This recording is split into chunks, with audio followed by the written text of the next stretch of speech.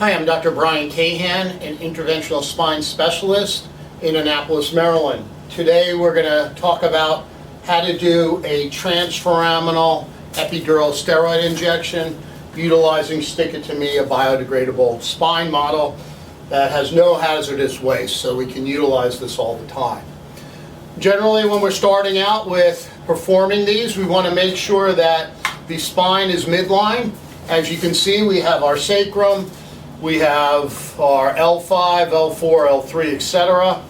We're going to always make sure that our spine is going from the 12 to 6 o'clock position on the fluoro, and that your spinous processes are midline between your pedicles. If we're going to go at L4, 5, we're going to sit there and line up the vertebral body end plates the best that we can. Once they're lined up, we're going to oblique it so that the superior articular process is underneath the eye of the Scotty dog. Okay, so currently we have superior articular process underneath the eye of the Scotty dog. Generally, this is within the first third of the vertebral body. Once we have that lined up, we're going to go underneath the pedicle, essentially. Some of my attendees have called this the mandible of the Scotty dog, so we'll utilize that term where we're going to head underneath the mandible. I would anesthetize the skin after making it sterile.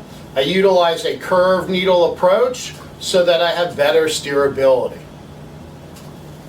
We're going to go insert the needle in the skin, and this is the most important part about doing this procedure, is making sure that you get your hub over your needle tip and making sure that your needle tip is exactly where it wants to be. Right now my hub is over my needle tip. You can barely see the needle, but I know the needle's there. If I want to confirm where the hub is, I would just take a radio opaque pointer and touch the hub and be like, okay, that's where my hub is. Now that I know this, I'm going to utilize the rule of the bevel to steer my needle down. You see my needle's going up. I'm going to rotate it 180 degrees so that the bevel is pointing up and the needle will go down. The bevel is always associated with where the notch is on the needle. I'm going to keep the needle going down, and at the current time I've contacted bone. Bone's your buddy. Bone is safe. Don't be afraid to touch bone. I will then go in my AP view and confirm where I am, and you can see I'm sliding off that transverse process there. When we're doing a left-sided approach, we want to make sure that we end up at the 6 o'clock position, and generally if we consider between the 6 o'clock position on the pedicle and the 9 o'clock position on the pedicle, that is your triangle of safety. This is a little bit off, so we're going to tilt cranially, and you can see how the end plates line up a little bit better. I'm then going to slide off the bone just a little bit, and now I'm going to rotate my needle 180 degrees so it will curve upwards. And I'm going to advance it to the 6 o'clock position. You see how it's going to the 6 o'clock position. I know I'm sitting right on the neuroforamen because I can feel it with the needle. Again, we're hugging the bone. So that's where I would stop, and I would do my injection of Omnipeg to confirm that I'm in there. If you want to do a lateral before you inject your Omnipeg, that is also an option as well. I suggest when you're first learning how to do these that you take as many pictures as you possibly can to confirm you're in the right plane and at the right depth. And as we can see here, we're sitting posterior in the neuroforamen. And we just want to make sure we line up our vertebral end plates as best as possible. I think here would be a good place to inject and see where the dye goes. And again, I would do that in the AP position. If I wanted to, I can advance it a little bit further, and you see how I advanced into the neuroforamen.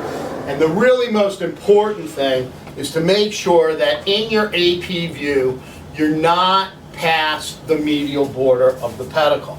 You do not want to be past here. Once you're past there, there's the risk of being intrathecal. So that's the most important thing. You can check your lateral to check your depth, but I would always advance in an AP position so that you don't go past the 6 o'clock position on the pedicle. If you were going on the right side, your 6 o'clock position would be here, and then it would be between 3 and 6 o'clock. And that's where you would inject your dye. As long as you get epidural spread, you're in a safe area and you can complete the injection. Again, we can do this at multiple levels. If we wanted to come back and do L5, we would go back and practice at L5. L5 is a little bit different because you don't have an eye of a pedicle per se. All you have is a superior articular process. So you really are looking for the V in your L5. And when I talk about your V, you're talking about superior articular process coming into the sacral ala. You want to make sure this is lined up with the vertebral body above, and then you're going to sit there and aim for the jaw underneath the L5 vertebral body. You will sit there and anesthetize your skin, work on concentrating getting the hub over the needle tip. Once the hub's over the needle tip, you'll advance down, and you see we're going straight, and I'm slowly curving the needle as it goes down, and I contacted bone, which is going to be the anterior part of the neuroforamen, and then should be my 6 o'clock position in a PA view. And so that's how you can keep practicing transforaminal injections over and over again anytime that you have free time, utilizing our biodegradable interventional spinal training model. You can utilize this for medial branch blocks, interarticulars, S1s, SIs, lumbar sympathetics, basically anything you need to do. The key thing is knowing your Scotty dog, lining up your superior articular process underneath the eye of the Scotty dog above, and knowing where your anatomy is that you cannot see under fluoroscopy. Thank you.